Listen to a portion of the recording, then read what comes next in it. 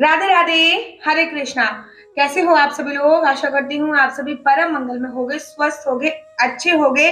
तो मैं हूँ श्रीधाम वृंदावन में आंटी को आप लोग जानते ही होंगे कि श्रीधाम वृंदावन में आंटी रहती है, हमारे घर के बिल्कुल पास रहती हैं। इन्होंने एक बार अपनी स्टोरी भी आप लोगों के साथ साझा करी थी कि कैसे आंटी को श्रीधाम वृंदावन में वास मिला बुढ़ापे में। तो आज की जो मेरी स्टोरी है, आज जो मैं आपको बता रही हूँ, ये भी एक सत्य घटना है। एक महिला जो कि 60 साल से श्रीधाम वृंदावन में रह रही थी, 60 साल से उनकी दिली तमन्ना थी कि उनको वृंदावन धाम में ही मृत्यु प्राप्त हो। लेकिन बाकी बिहारी जी की कैसी कृपा हुई कि वृंदावन धाम में नहीं, वृंदावन धाम से जब निकल गई तब उनको मृत्यु प्राप्त हुई। क्या हुआ? अभी राजस्थान की थी, चित्तौड़ की। उनको तो वृंदावन में जन्म नहीं हुआ, और जब शादी होगी तो भी वृंदावन का वास नहीं मिला।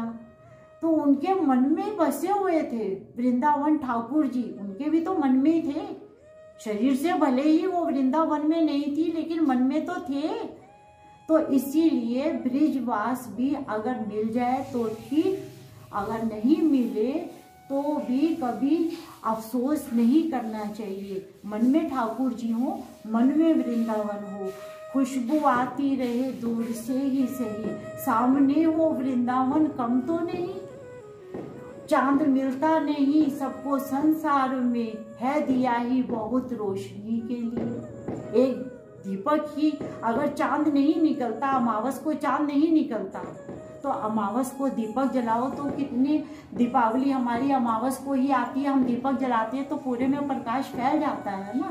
तो ऐसे ही हमारे ब्रिज धाम की महिमा है। अगर हम ब्रिज में वास नहीं भी कर पाए तो मन में हमारे ठाकुर जी बसे हुए हैं और मन में हमारे वृंदावन है, तो इससे अच्छी बात कोई हो ही नहीं सकती।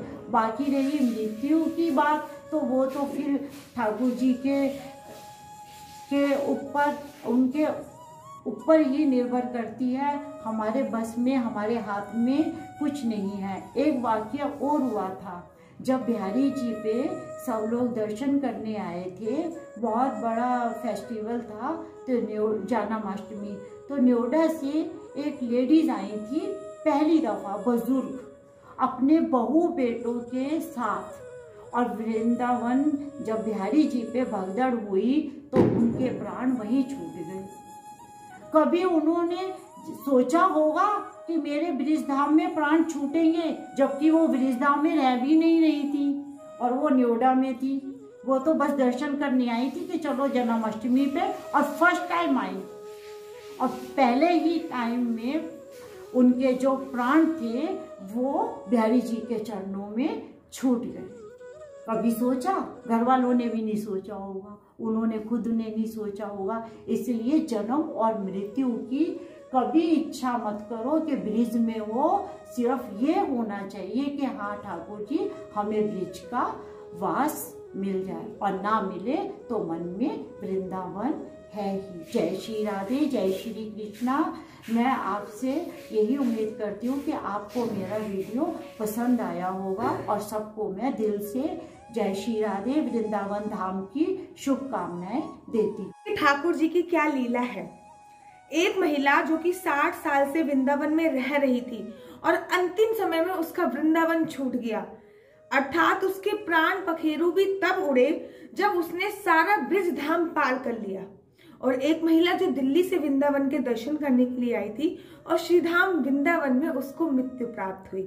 यहाँ की राजा है बाके बिहारी, उनकी मर्जी के बिना एक पत्ता भी नहीं हिलता है। तो आप और मैं क्या है, हमें बिहारी जी से बस इतना मांगना चाहिए कि आप सदैव अपनी भक्ति दो, आप सदैव हमें ब्रिज में वास दो, और मांगो हमेशा ये नहीं कि हम वृंदावन में रह रहे हैं।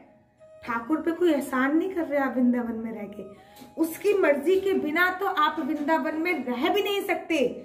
उसकी मर्जी है तब आप वृंदावन में रह रहे हो। ठाकुर जिससे मांगो कि हमें वृंदावन में वास अवश्य मिले। ये कहानी आपको यही सीख सिलाती है। आंटी के साथ मैं बहुत सारी वीडियो बनाऊंगी, क्योंकि मैं पूरे 1-1.5 महीने रहने वाली हूँ श्रीधाम वृंदावन में ठाकुर जी की मर्जी से।